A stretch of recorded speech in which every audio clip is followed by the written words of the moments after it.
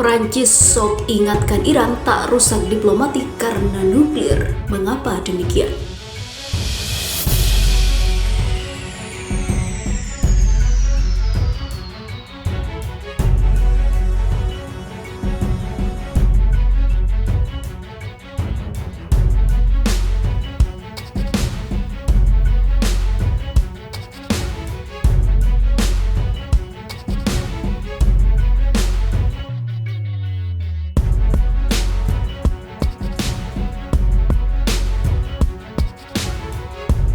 Kementerian Luar Negeri Prancis memperingatkan Iran agar tidak mengambil langkah-langkah lebih lanjut yang dapat melanggar perjanjian nuklir 2015.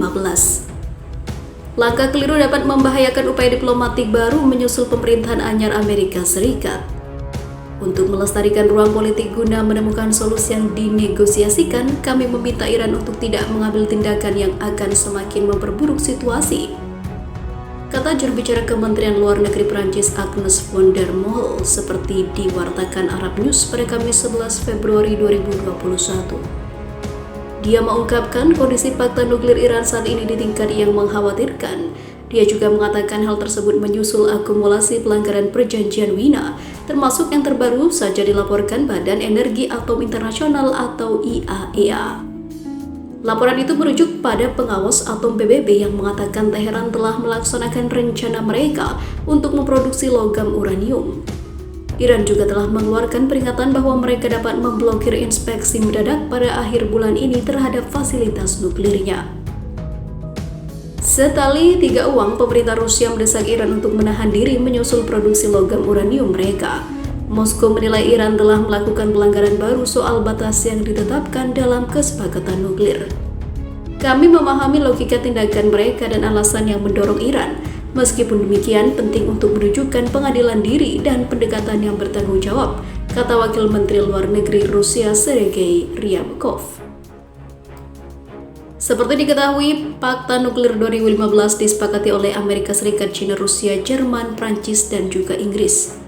Perjanjian itu melarang Iran untuk memproduksi atau memperoleh logam plutonium ataupun uranium. Belakangan, Presiden Amerika Serikat Donald Trump menarik diri dari kesepakatan tersebut. Pemerintahan Trump memilih untuk kembali menerapkan sanksi ekonomi yang melumpuhkan Teheran. Sementara itu, Israel minta sekutu tekan jaksa ICC agar tidak melanjutkan penyidikan kejahatan perang di Palestina.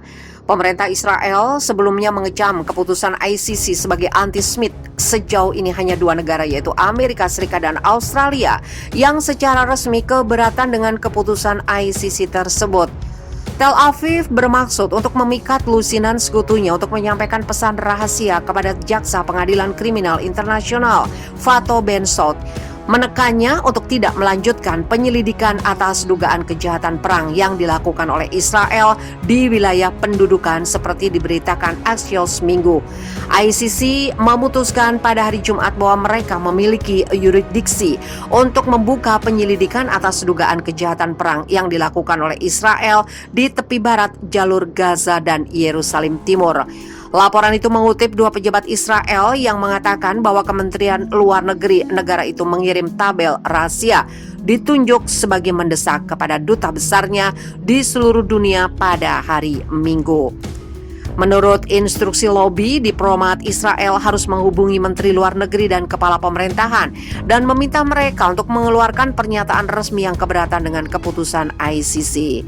Kami meminta pemerintah mengirim pesan rahasia kepada jaksa penuntut, memintanya untuk tidak melanjutkan penyelidikan terhadap Israel dan tidak memberikan prioritas tinggi pada kasus ini, tulis kabel tersebut.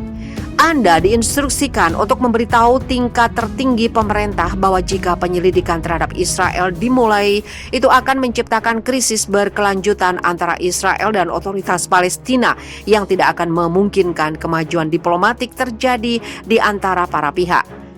Perdana Menteri Israel Benyamin Netanyahu mengecam langkah ICC pada hari Sabtu, menyebutnya sebagai antisemitisme murni dan malah menyerukan untuk menyelidiki kediktatoran brutal seperti Iran dan Suriah. ketika ICC menyelidiki Israel atas kejahatan perang palsu. Ini murni antisemitisme.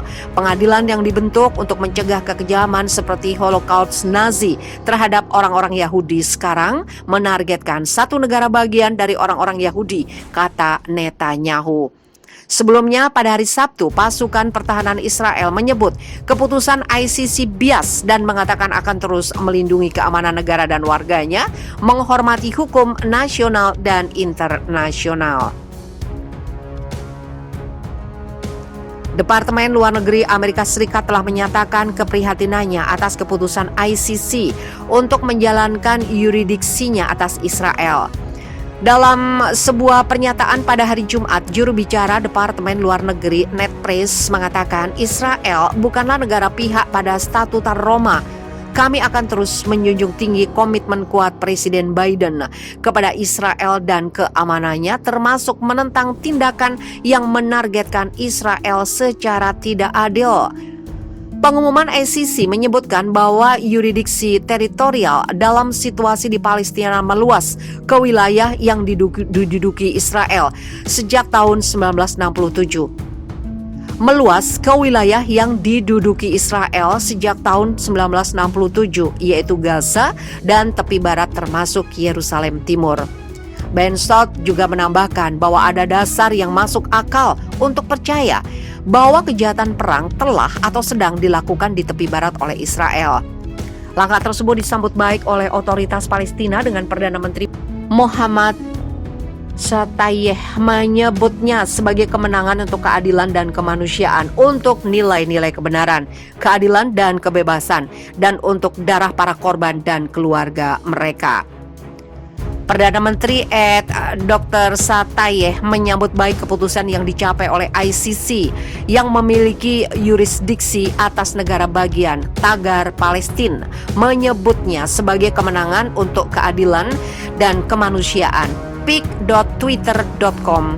Hamas juga menyambut keputusan ICC, menekankan bahwa keputusan apapun yang berkontribusi untuk mendukung hak-hak rakyat Palestina dan mempertahankan kebebasan mereka adalah keputusan yang tepat, konsisten dengan nilai-nilai kemanusiaan, piagam hak asasi manusia, perlindungan warga sipil di bawah pendudukan dan penuntutan. Pada Desember 2019, jaksa penuntut ICC Fatou Bensouda mengatakan bahwa ada cukup bukti untuk membuka penyelidikan penuh atas kemungkinan kejahatan perang yang dilakukan di Palestina. Pengumuman tersebut dibuat setelah kesimpulan dari pemeriksaan pendahuluan hampir 5 tahun terhadap situasi di Palestina, yang terutama berfokus pada Perang Gaza 2014 dan kemungkinan Israel dengan sengaja meluncurkan serangan yang tidak proporsional, tetapi juga melihat insiden di perbatasan Gaza dengan Israel di Maret 2018 yang mengakibatkan pembunuhan lebih dari 200 orang termasuk 40 anak-anak.